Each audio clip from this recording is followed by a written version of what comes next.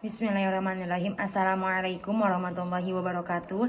Ismi Syifa Fuadianul Salima. Huna uridu an ubayina lakum anil maudu azamanu Rasulullah sallallahu alaihi wasallam wa khulafa urasyidin.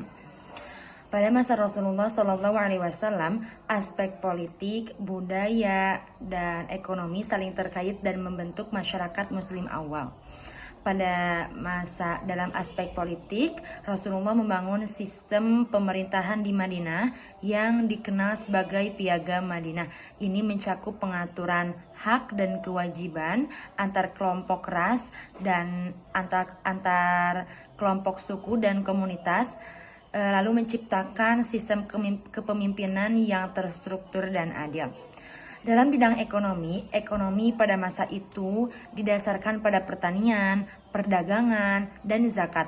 Rasulullah SAW mendorong prinsip keadilan sosial dan pelanggaran riba atau bunga, serta memperkenalkan sistem zakat sebagai kewajiban sosial untuk membantu yang membutuhkan.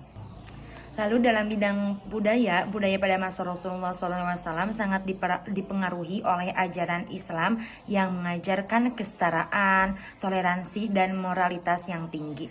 Ada perubahan dalam adat istiadat yang sebelumnya dianggap tidak sesuai dengan ajaran Islam, seperti memperlakukan wanita dengan lebih baik dan menghapus sistem perbudakan atau praktik-praktik jahiliyah.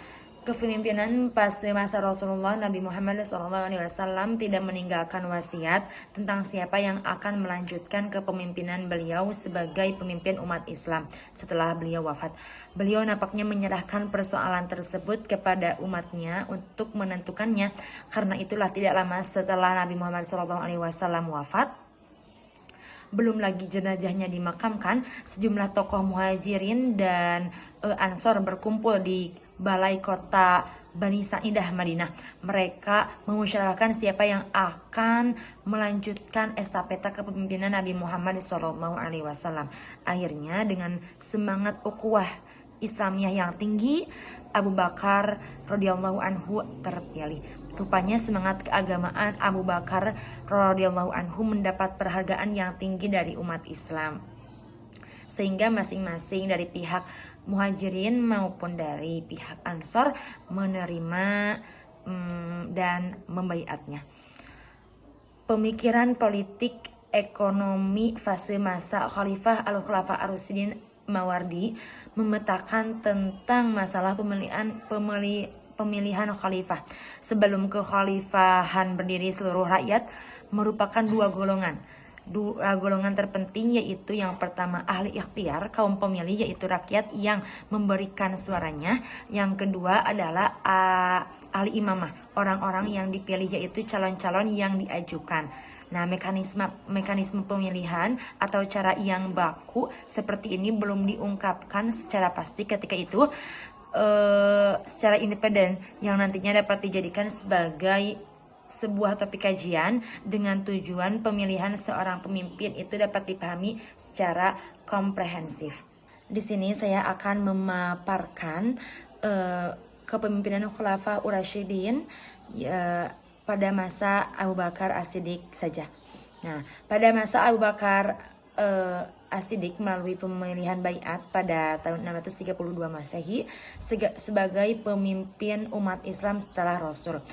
Abu Bakar radhiyallahu anhu disebut Khalifah Rasulullah atau pengganti Rasulullah yang dalam perkembangan selanjutnya disebut Khalifah saja. Khalifah adalah pemimpin yang diangkat sesudah Nabi SAW wafat untuk menggantikan beliau melanjutkan tugas-tugas sebagai pemimpin agama dan kepala pemerintahan. Abu Bakar radhiyallahu anhu menjadi khalifah hanya dalam kurun waktu 2 tahun saja pada 632 sampai 634 Masehi, dikarenakan pada tahun 634 Masehi beliau meninggal. Masa singkat itu habis untuk menyelesaikan persoalan dalam negeri, terutama tentang tantangan yang disebabkan oleh suku-suku bangsa Arab yang tidak mau tunduk lagi kepada pemerintahan Madinah disebabkan oleh sepeninggal Rasulullah SAW. Mereka menganggap bahwa perjanjian yang dibuat dengan Nabi Muhammad SAW dengan sendirinya batal setelah Nabi Muhammad SAW wafat. Karena itulah mereka menentang Abu Bakar karena sikap keras dan penentangan mereka yang dapat membahayakan agama dan pemerintahan. Abu Bakar menyelesaikan persoalan ini dengan apa yang disebut perang Riddah. Perang Riddah ini atau kita sebut dengan perang melawan kemurtadan. Khalid bin Walid radhiyallahu anhu adalah panglima yang banyak berjasa dalam perang Riddah ini. Nampaknya kekuasaan yang dijalankan pada masa Khalifah Abu Bakar radhiyallahu anhu sebagaimana pada masa Rasulullah SAW bersifat sentral. Kekuasaan legislatif, yudikatif, dan eksekutif terpusat di tangan khalifah. Selain menjalankan roda pemerintahan, khalifah juga melaksanakan hukum yang telah ditetapkan oleh Al-Quran dan As-Sunnah. Meskipun demikian, seperti juga Nabi Muhammad SAW, Abu Bakar radhiyallahu anhu selalu mengajak sahabat-sahabat besarnya bermusyawarah. Nah, setelah menyelesaikan urusan perang dalam negeri, barulah Abu Bakar mengirim kekuatan keluar Arabia. Khalid bin Walid radhiyallahu anhu dikirim ke Irak dan dapat menguasai wilayah Al-Hirah di tahun 634 Masehi. Ke Syria dikirim ekspedisi di bawah pimpinan 4 panglima yaitu Ubaidah ibnu Jarrah, Amr ibnul As, Yazid ibnu Abi Sufyan, dan Syurahbil radhiyallahu ta'ala anhu ajma'in. Sebelumnya pasukan dipimpin oleh Usamah bin Zaid radhiyallahu anhu yang masih berusia 18 tahun. Untuk memperkuat tentara ini, Khalid bin Walid radhiyallahu anhu diperintahkan meninggalkan Irak dan melalui gurun pasir yang jarang dijalani. Ia sampai ke Syria pada saat Abu Bakar radhiyallahu anhu meninggal dunia. Sementara barisan depan pasukan Islam sedang mengancam Palestina, Irak, dan kerajaan Hirah.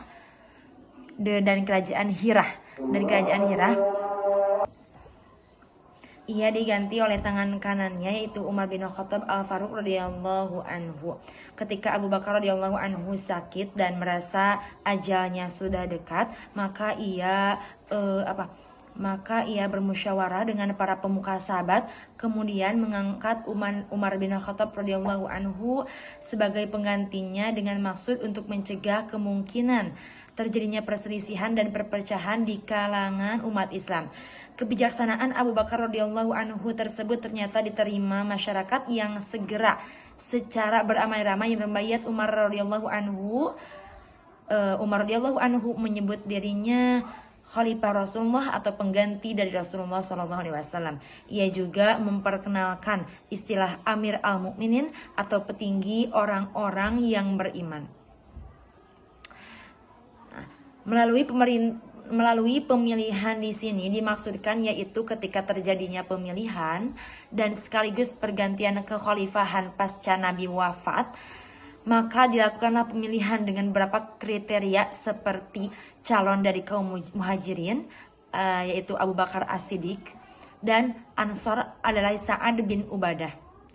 Nah, dari dua kubu yang saling bersitegang untuk meraih kekuasaan, maka ketika itu diadakan pertemuan atau konferensi dan seketika itu pun dicetuskan istilah khalifah yang terus berlanjut hingga hari ini, dan semua itu merupakan hal yang sangat berarti dalam sejarah dunia Islam.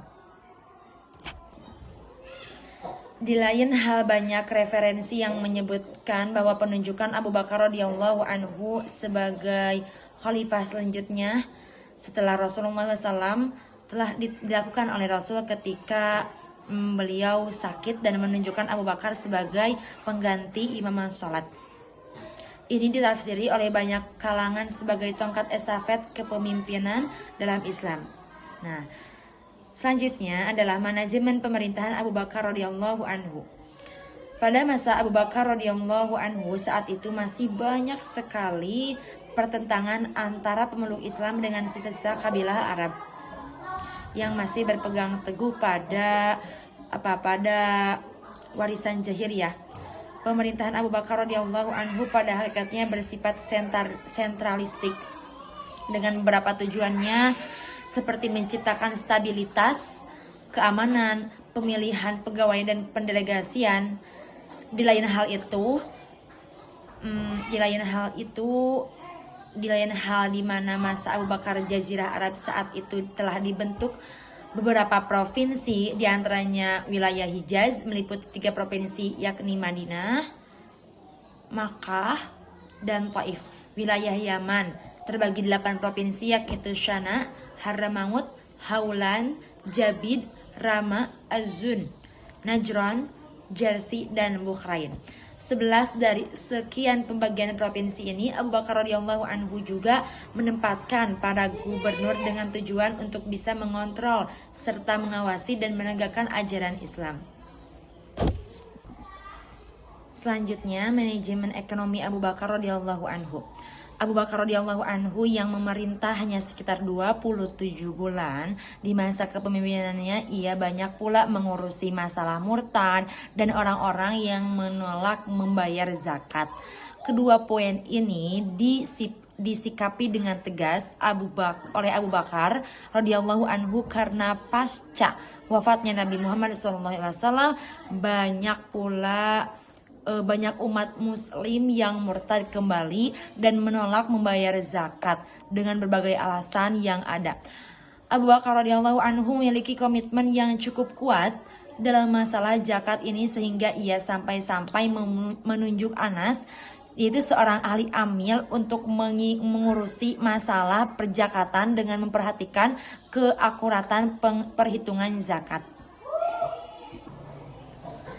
Kebijakan politik Khulafaur Rasyidin tidak hanya berhasil menyebarkan Islam, tapi juga memainkan peran kunci dalam perkembangan bahasa dan sastra Arab, menjadikannya lebih kaya dan beragam. Periode ini adalah fondasi penting bagi perkembangan sastra Arab selanjutnya. Nah, selanjutnya saya akan memaparkan materi tentang tradisi lisan dan penulisan dalam Islam awal memiliki peran yang sangat penting dalam penyebaran ajaran dan budaya. Berikut adalah penjelasan mengenai keduanya. Nah, ini terbagi menjadi 2. Tradisi lisan dan penulisan. Nah, yang pertama adalah tradisi lisan. Dalam tradisi lisan, yang pertama ada pengajaran Al-Quran. Pada masa awal Islam, Al-Quran diajarkan secara lisan. Nabi Muhammad SAW sering membacakan ayat-ayatnya kepada pengikutnya yang kemudian menghafal dan menyebarkannya. Nah, yang kedua ada hadis. Tradisi lisan juga sangat penting dalam transmisi hadis, yaitu perkataan dan tindakan Nabi. Para sahabat menghafal dan menyampaikannya hadis ini dari generasi ke generasi melalui lisan. Yang ketiganya ada karya sastra lisan. Puisi dan prosa lisan juga berkembang dengan penyair menyampaikan karya mereka di pasar dan acara-acara publik. Ini merupakan bagian dari budaya Arab pra-Islam yang dilanjutkan dalam konteks Islam. Nah, dalam tradisi penulisan, yang pertama ada penulisan Al-Quran. Setelah beberapa tahun, Al-Quran mulai ditulis untuk memastikan keakuratan teks. Nah, Khalifah Abu Bakar dan Umar menginisiasi pengumpulan dan penulisan Al-Quran dalam bentuk buku. Yang kedua ada pencatatan hadis.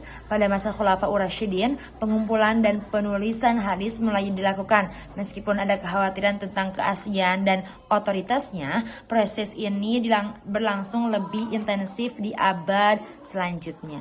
Yang ketiga ada pendidikan dan sastra.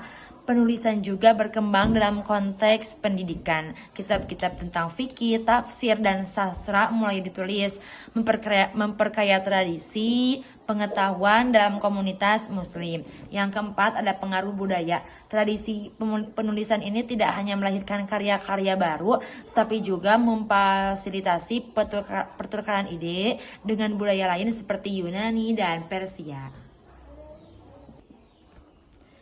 Nah, kedua tradisi ini baik tradisi lisan ataupun tulisan saling melengkapi dalam pembentukan identitas Islam.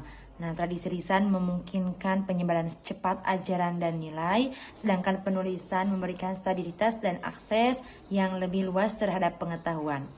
Kombinasi keduanya membentuk validasi yang kuat bagi perkembangan Islam dan kebudayaan Arab secara keseluruhan. Wahada minni afwan min jami'i khoto'i. Syukran, wassalamualaikum warahmatullahi wabarakatuh.